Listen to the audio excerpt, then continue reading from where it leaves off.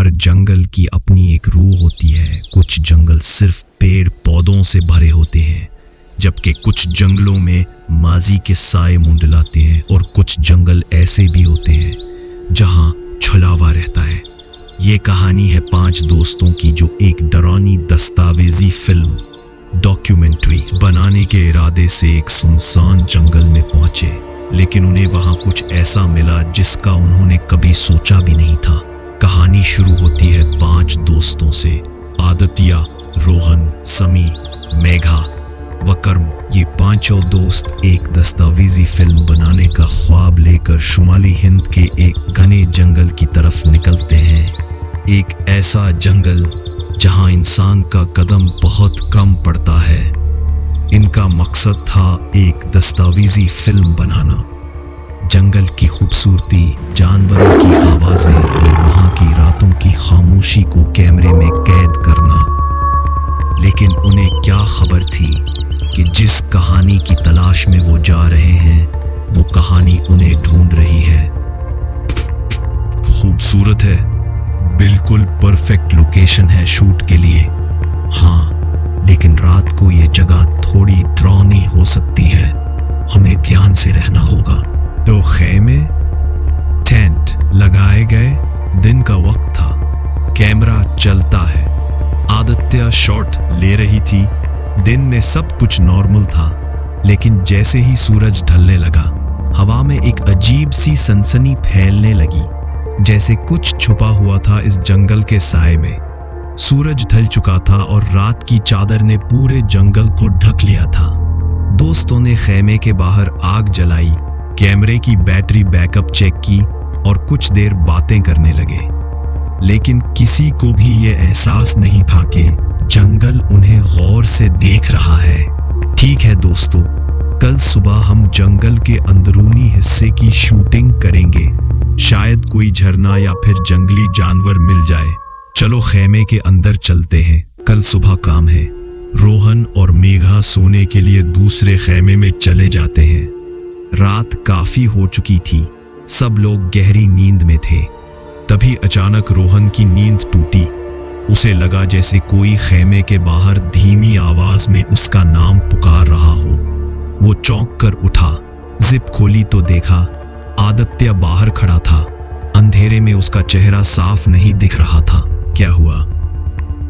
इतनी रात को तुम खेमे से बाहर क्यों आए? मैं सो गया था। अचानक नींद खुली तो देखा समी और विक्रम खेमे में नहीं थे।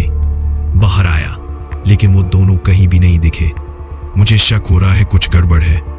क्या इतने अंधेरे में जंगल में कैसे जा सकते हैं वो? ठीक है, चलो देखते हैं। रोहन बना कुछ सोचे, टॉर्च उठाकर खेमे से बाहर निकला और आदित्य के साथ जंगल की तरफ बढ़ चला।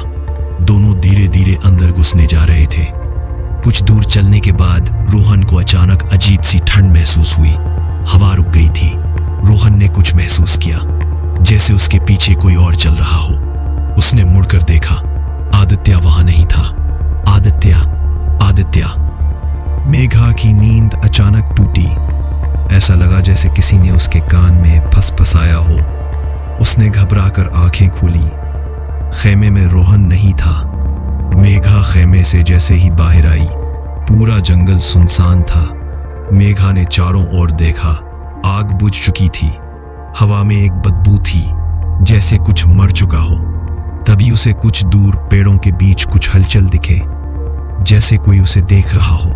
वो जल्दी से दूसरे खेमे की तरफ बढ़ी, जहां आदित्य और समी सो रहे थे। लेकिन वो बस 2 कदम ही चली थी कि अचानक उसके पीछे से एक धीमी और मड़ी हुई सी आवाज पीछे से आई। उसने मुड़कर देखा, वहां रोहन खड़ा था। चेहरा वैसा ही था, लेकिन चाल अजीब थी। वो बहुत धीरे धीरे बोल रहा था। मेघा पीछे हटी। उसका दिल जोर से धड़कने लगा। उसने देखा कि रोहन के पांव जमीन को नहीं छू रहे थे। वो कुछ ऊपर हवा में तैर रहा था। आदित्य की अचानक आंख खुल गई। खेमे के अंदर अजीब सी घटन और सन्नाटा था।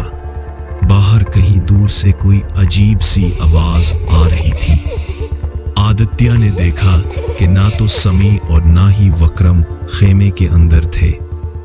आदित्य ने अपनी घड़ी देखी तो उसमें 2:20 हुए थे। उसे ये देखकर और भी हैरानी हुई कि समी और वक्रम दोनों का मोबाइल वही खेमे में पड़ा था। वक्रम और समी को ढूंढने के लिए आदित्य जंगल की तरफ बढ़ता है। चांद की हल्की रोशनी में जंगल का रास्ता कुछ कुछ दिखाई दे रहा था। थोड़ी दूर चलने के बाद आदित्य को ऐसा लगा जैसे मेघा सामने खड़ी है। वो बिना कुछ सोचे उसकी तरफ बढ़ चला, लेकिन जब वो जंगल के और भी अंदर पहुंचा तो हैरानी से देखा तो वहां कोई नहीं था। चारों ओर बस सन्नाटा और पेड़ों की सरसराहट थी।